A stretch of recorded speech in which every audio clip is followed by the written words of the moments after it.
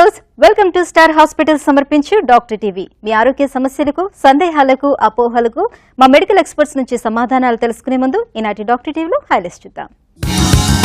Healthy ప్రెగ్నెన్సీకి తీసుకోవాల్సిన జాగ్రత్తలేంటి? మోచేయి నొప్పికి కారణాలేంటి? Varicose vein కి చికిత్స ఏంటి? చర్మం ఎప్పుడూ ఆరోగ్యంగా ఉండాలంటే ఏం చేయాలి? క్రానిక్ ఆస్తమా వల్ల ఎలాంటి సమస్యలు ఎదురవుతాయి? చెవిలో ఎముక పెరిగితే సర్జరీ చేయాలా? ఓవేరియన్ క్యాన్సర్ కి చికిత్స ఏంటి? స్టార్ హాస్పిటల్ సమర్పించే డాక్టర్ టీవీలో మొదటి ప్రశ్న ఏంటో చూద్దాం. Dear doctor TV, ovarian cancer కు డయాగ్నోసిస్ ఎలా చేస్తారు? చికిత్స ఏ విధంగా ఉంటుందో తెలియజేయండి అని అడుగుతున్నారు. ఈ ప్రశ్నకు గైనిక్ ఆంకాలజిస్ట్ డాక్టర్ జ్యోతి గారు సమాధానం అందిస్తారు. జనరల్గా కన్ఫర్మేటరీ టెస్ట్ ఎలా ఉంటాయంటే అండాశయం క్యాన్సర్ వరకు ట్యూమర్ మార్కర్స్ అనేది బ్లడ్ టెస్ట్ ద్వారా తెలుసుకుంటాం. ఏవైనా ట్యూమర్ మార్కర్స్ రిలేటివ్గా ఇంక్రీజ్ అయి ఉన్నాయా, తర్వాత ఇమేజింగ్ స్టడీస్, అల్ట్రాసౌండ్ ఎగ్జామినేషన్ ఒకటి, లేకపోతే సిటీ స్కానో, ఎంఆర్ఐ ఏది రెలవెంట్ అనుకుంటే అది చేస్తాము. అది కాకుండా కన్ఫర్మ్డ్గా తెలియాలి అంటే ఎప్పుడైతే ఈ నీరు అది చేరుతుంది అన్నాను కదా పట్టులోని, ఆ నీరు అది మనము ఒక నీడిల్ ద్వారా తీసి పెథాలజీకి పంపించవచ్చు. సైటలాజికల్ ఎగ్జామినేషన్ చేస్తారు, ఏమైనా క్యాన్సర్ సెల్స్ ఏమైనా ఉన్నాయని కనిపెడతారు. ఒక్కొక్కసారి బాగా అడ్వాన్స్డ్ కేసు అనుకున్నప్పుడు ఇండికేటెడ్ అయితే మనం డైరెక్ట్గా కణితిలోంచి కూడా సూది వేసి, లేకపోతే ఎఫ్ఎన్ఏసి అంటాం, ఫైన్ నీడిల్ ఆస్పిరేషన్ సైటాలజీ, లేదంటే ట్రూ కట్ బయోప్సీ అలాంటివి చేస్తే కన్ఫర్మ్డ్గా ఇది ఇటువంటి క్యాన్సర్ అనేది మనకి తెలిసిపోతుంది. అయితే ట్రీట్మెంట్ వరకు వస్తే మెయిన్ ఏంటంటే అండి, ఈ ట్రీట్మెంట్లోని అండాశయంకి సంబంధించిన క్యాన్సర్ ట్రీట్మెంట్లోని ఒకటి సర్జరీ ఉంటుందండి, అంటే శస్త్రచికిత్స. ఇంకోటి ఏంటంటే కీమోథెరపీ ఉంటుంది. సో మనకి పేషెంట్ వచ్చిన దాన్ని బట్టి, ఏ స్టేజ్లో ఉంది జబ్బు అన్న దాన్ని బట్టి, ఎంత వయసులో ఉన్నారు, ఈ వయసు వాళ్ళకి మనం ఇప్పుడు చేసే ఆపరేషన్ ఎలా ఉంటుందంటే గర్భసంచి పక్కన అండాశయము ఇంకెక్కడైనా స్ప్రెడ్ అయి ఉందా అబ్డమెన్లో, మనం పొట్ట ఒకసారి కోసి చూసిన తర్వాత ఎక్కడైనా స్ప్రెడ్ అయి ఉన్నదా జబ్బు, ఏ పార్ట్స్ ఇన్వాల్వ్ అయి ఉన్నాయి, ఎక్కడెక్కడ డిపాజిట్స్ ఉన్నాయి, ఇవన్నీ చూసి దాన్ని బట్టి మనం ఏదేది రిలవెంట్ అయితే మొత్తం అవంతా తీసేయవలసి ఉంటుంది. కంప్లీట్ ఆప్టిమల్ సైటో రిడక్షన్ అంటాము. అది అవకాశం ఉన్న వాళ్ళకి, పెద్ద వయసు వాళ్ళకి, ఫ్యామిలీ కంప్లీట్ అయిపోయిన వాళ్ళకి మనం నిర్మమాటంగా అలాంటి ప్రొసీజర్ చేసుకోవచ్చు. హిస్టెక్టమీ చేస్తాము, రెండు వైపులా అండాశయం తీసేస్తాము, పెల్విక్ నోడ్ డిసెక్షన్ చేస్తాము, ఒమెంటెక్టమీ అని ప్రొసీజర్ చేస్తాం, ఇవన్నీ చేస్తాము. ఇంకెక్కడైనా స్ప్రెడ్ అయి ఉంటే ఆ డిపాజిట్స్ కూడా తీస్తాము, ప్రాబ్లం లేదు. కాకపోతే చిన్న వయసు వాళ్ళు అయితే మాత్రం అది కూడా తక్కువ శాతం అండి, ఎక్కువ శాతం పెద్ద వయసు వాళ్ళే చూస్తాం కాబట్టి ప్రాబ్లం లేదు సర్జరీ వరకు. కొంచెం చిన్న వయసు వాళ్ళు ఉన్నారు, ఇంకా పెళ్లి కాలేదు, లేకపోతే పిల్లలు లేరు, లేకపోతే ఇంకా పిల్లలు కావాలనుకుంటున్న వాళ్ళు అయితే మనకి ఒక్కొక్కసారి ఆప్షన్స్ ఉంటాయండి కన్జర్వేటివ్ సర్జరీ చేయడానికి. కాకపోతే వాళ్ళు ఎర్లీ స్టేజ్లో వస్తే మనం కన్జర్వేటివ్ సర్జికల్ అప్రోచ్ కూడా ట్రై చేయొచ్చు. కానీ అదే అడ్వాన్స్ స్టేజెస్లో వస్తే ఇంకా దానికన్నా లైఫ్ సేవింగ్ మెజర్సే, అంటే డిసీజ్ పరంగా ఏది బెస్ట్ అవుట్కమ్ ఉంటుందని ఆలోచించి మేము రాడికల్ ప్రొసీజర్స్ కూడా చేయవలసి ఉంటుంది చిన్నవాళ్లలో. ఇలా సర్జికల్గా ట్రీట్మెంట్ డైరెక్ట్గా చేయగలిగిన వాళ్ళకి ముందు సర్జరీ చేసి, తర్వాత మనం పెథాలజీ నుంచి రిపోర్ట్ వచ్చిన తర్వాత ఆ రిపోర్ట్ బట్టి తర్వాత కీమోథెరపీ కూడా ఇవ్వవలసి ఉంటుందండి. అది డిసీజ్ స్టేజ్ బట్టి ఎలాంటి కీమో ఇస్తాము, ఎన్ని సైకిల్స్ ఇస్తాము అనేది మన మెడికల్ ఆంకాలజిస్ట్ వాళ్ళు డిసైడ్ చేస్తారు.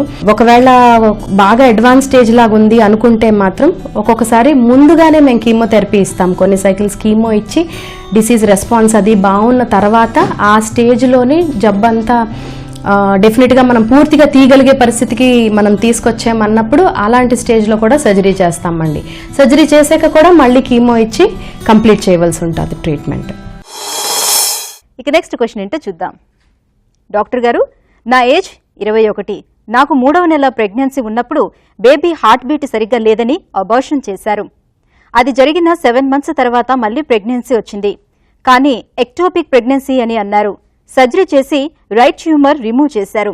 ఇప్పుడు మళ్లీ ప్రెగ్నెన్సీ ప్లాన్ చేస్తున్నాం. హెల్దీ ప్రెగ్నెన్సీ వస్తుందా? ఎలాంటి జాగ్రత్తలు తీసుకోవాలి? మీ సలహా ఏంటో తెలియజేయండి అని అడుగుతున్నారు. ఈ ప్రశ్నకు గైనకాలజిస్ట్ డాక్టర్ ఆండాల్ రెడ్డి గారు సమాధానం అందిస్తారు.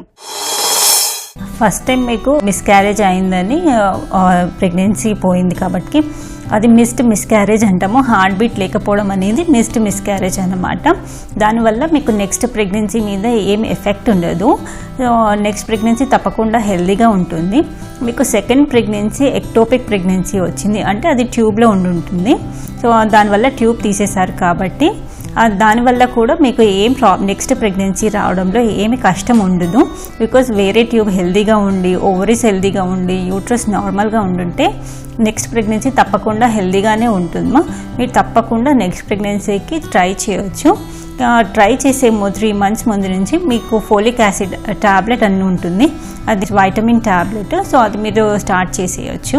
తర్వాత లైఫ్ స్టైల్ చేంజెస్ చేసుకోండి, కొంచెము రెగ్యులర్గా ఎక్సర్సైజ్ చేయడము, మంచి హెల్దీ డైట్ తీసుకోవడము, తర్వాత ఈ ఫోలిక్ యాసిడ్ అనే ట్యాబ్లెట్ తీసుకోవడము చేస్తే మీకు తప్పకుండా హెల్దీ ప్రెగ్నెన్సీ వస్తుంది. ఇప్పుడు ఎక్టోపిక్ ప్రెగ్నెన్సీ అనేది ఒక్కొక్కసారి ట్యూబ్స్ ఏమైనా ప్రాబ్లమ్, ఇన్ఫెక్షన్, ముందు ఏదైనా ఇన్ఫెక్షన్స్ వచ్చి ఉండుంటే అట్లాంటి కండిషన్స్లో, లేకపోతే ట్యూబ్లో ఏమైనా ప్రాబ్లం, అనటామికల్గానే పుట్టుకతోటి ఏమైనా అందులో ప్రాబ్లం ఉండుంటే, ఒక్కొక్కసారి ఏమైనా అబ్నార్మల్గా ఇంప్లాంటేషన్ అవుతుందన్నమాట. దానివల్ల ఎక్టోపిక్ వచ్చే అవకాశం ఉంటుంది.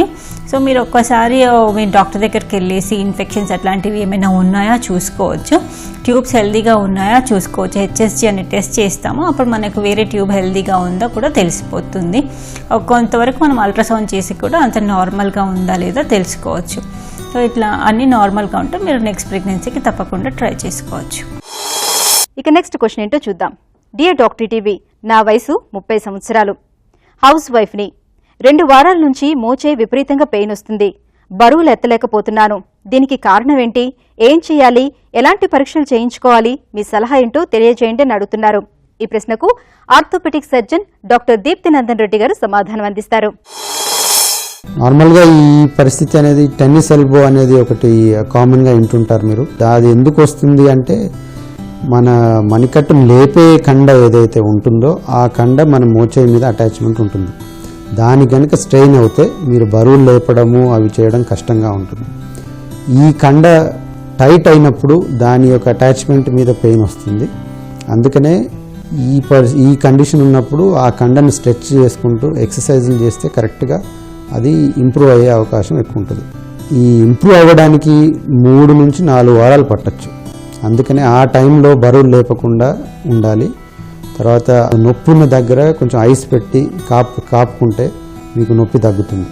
ఇది కండ తెగిందా లేదా తెలియాలి అంటే ఎంఆర్ఐ స్కాన్ కానీ అల్ట్రాసౌండ్ స్కాన్ కానీ చేస్తే తెలుస్తుంది. ఎక్స్రేలు నార్మల్గా ఈ కండిషన్లో నార్మల్ ఉంటాయండి. మెజారిటీ ఆఫ్ దెమ్ అంటే చాలా మటుకు ఈ కండ ప్రాబ్లం రిజాల్వ్ అవుతుంది, కానీ ఒక 2 నెలలు పట్టచ్చు. ఇప్పుడు అంత చేశాక కూడా తగ్గకుంటే అప్పుడు ఇంజెక్షన్స్ ఇవ్వచ్చు. ఇంజెక్షన్స్ ఇచ్చి ఆ కండను ఏదన్నా డిఫెక్ట్ ఉంటే హీల్ అయ్యేటట్టుగా ఉంటుంది. సపోజ్ దాంట్లో కండలో టేర్ ఉంటే, అంటే ఎంఆర్ఐ స్కాన్లో తెగినట్టుగా అనిపిస్తే ఆపరేషన్ చేయించుకోవడం మేలు.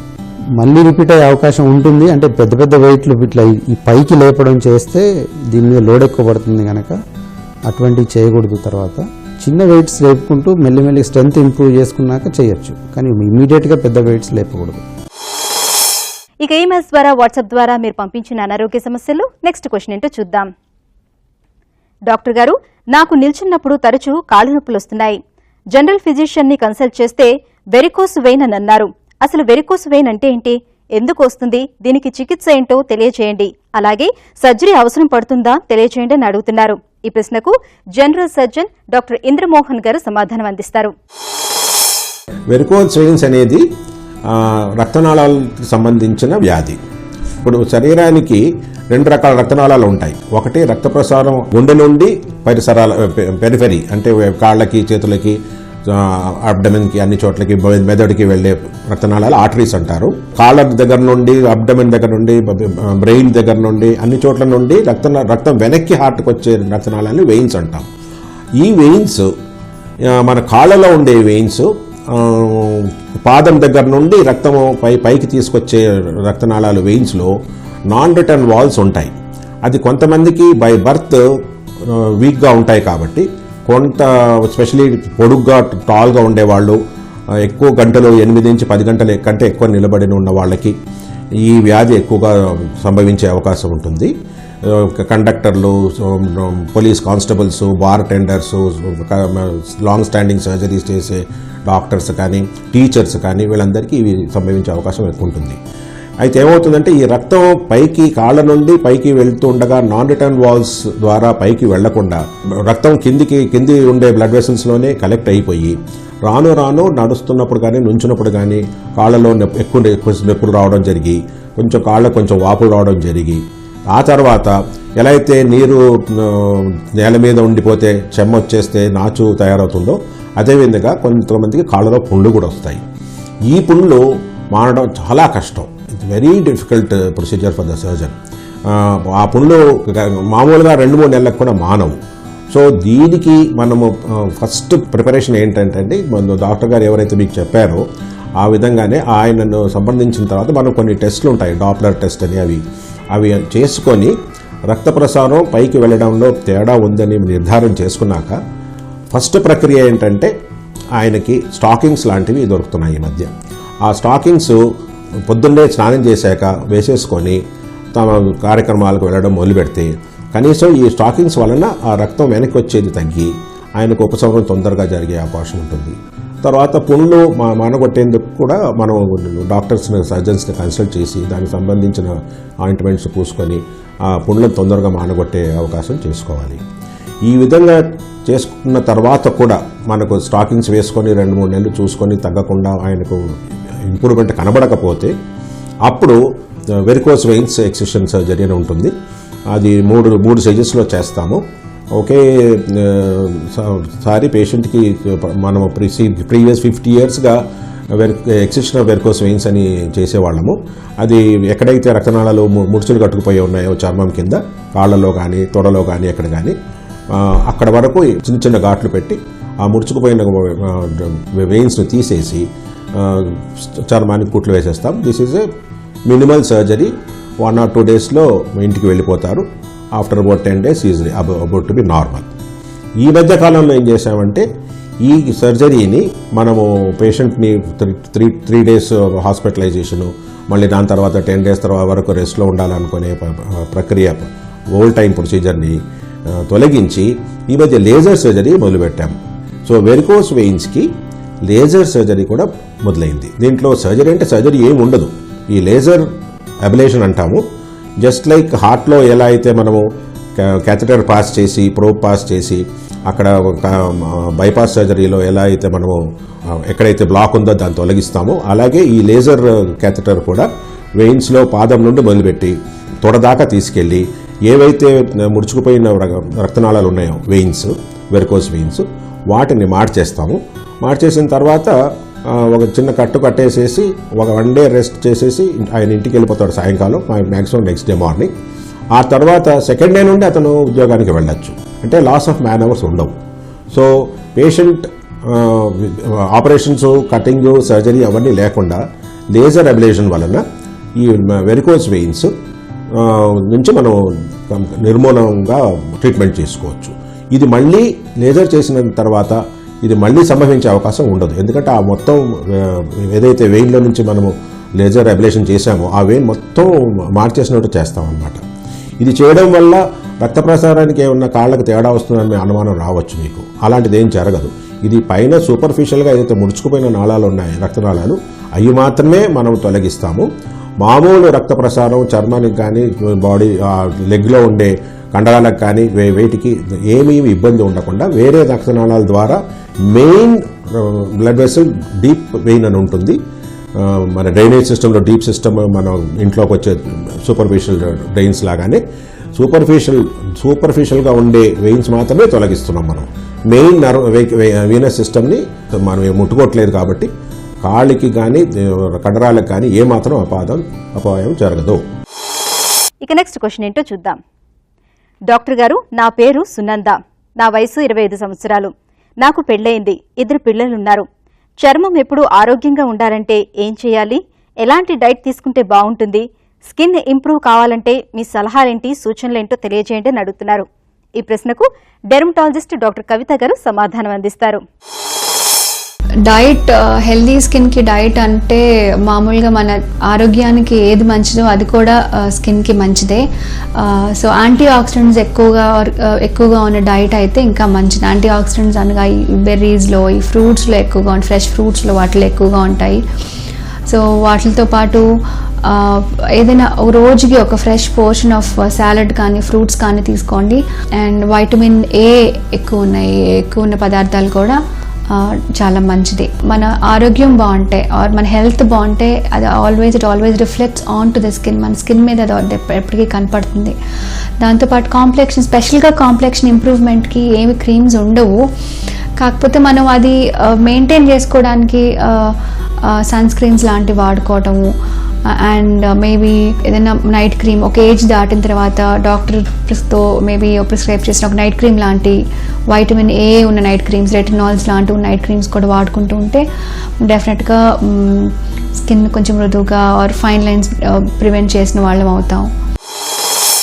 ఇక మరో ప్రశ్న ఏంటో చూద్దాం. డాక్టర్ గారు, క్రానిక్ ఆస్తమాలో లైఫ్ రిస్క్ ఎంతుంది తెలియచేయండి అని అడుగుతున్నారు. ఈ ప్రశ్నకు పల్మనాలజిస్ట్ డాక్టర్ లక్ష్మణ్ బాబు గారు సమాధానం అందిస్తారు. ఆస్తమా మనము అన్కంట్రోల్డ్ ఆస్తమా అంటాము. బేసిక్గా asthma is a chronic disorder. All asthmas are a chronic disorder. But దాన్ని మనం ఒకవేళ కంట్రోల్లో లేని ఆస్తమా అని అన్కంట్రోల్డ్ ఆస్తమా అని అంటాము.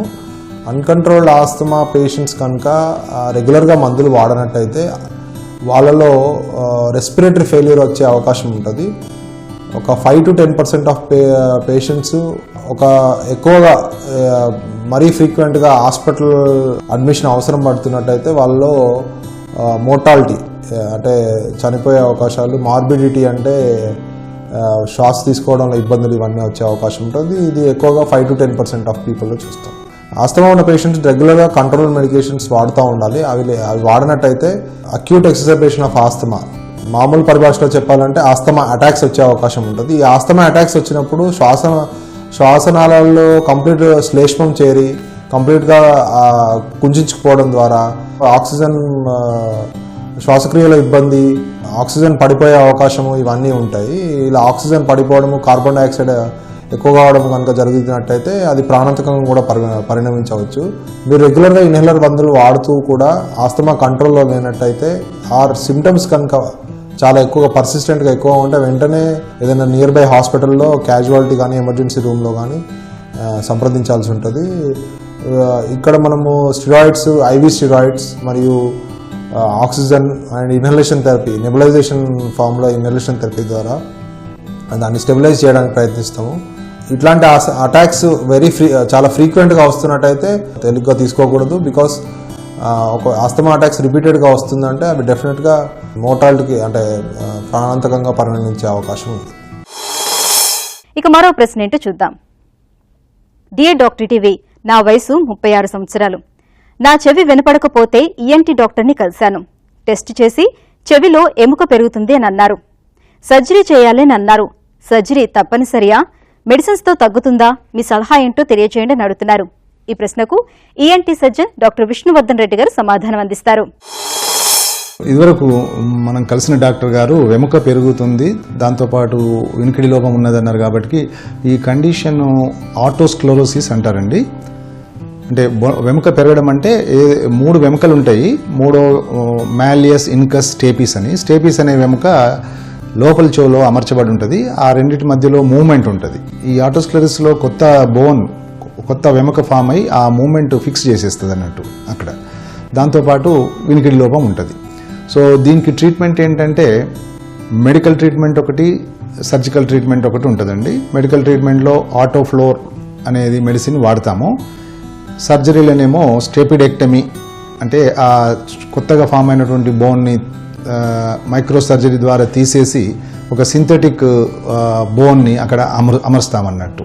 ఆ సర్జరీని స్టెపిడెక్టమీ అంటారు. ఇక మూడోది ఏంటంటే మనకు ఎప్పుడైతే సర్జరీకి ఇబ్బందికరమో రిస్క్ ఎక్కువ ఉంటుంది అనుకుంటామో అప్పుడు మనము హియరింగ్ ఎయిడ్ గురించి ఆలోచించవచ్చు.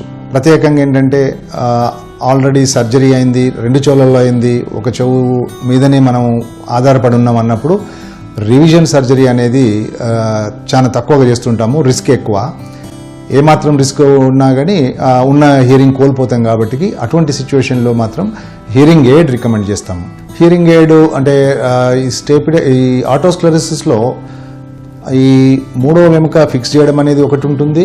ఇలాంటి కొత్త వెముక లోపల చెవులో కూడా ఉత్పత్తి అవుతుంటుంది అక్కడక్కడ. ఏదైతే రిసీవర్ లాగుందో ఇన్నర్ ఇయర్ అంటాము దాంట్లో కూడా.